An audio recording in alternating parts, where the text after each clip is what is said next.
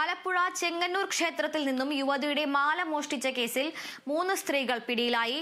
തമിഴ്നാട് സ്വദേശികളായ സാറ, വേലമ്മ, മേഘന എന്നിവരാണ് പിടിയിലായത്.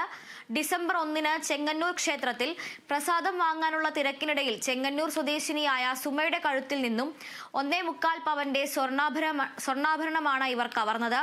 ഇതിന്റെ CCTV ദൃശ്യങ്ങൾ കേന്ദ്രീകരിച്ച് നടത്തിയ അന്വേഷണത്തിലാണ് പ്രതികൾ പിടിയിലായത്. ഇവർക്കെതിരെ കേരളത്തിലെ 20ഓളം സ്റ്റേഷനുകളിലായി 100ഓളം കേസുകൾ ഉള്ളതായി പോലീസ് അറിയിച്ചു.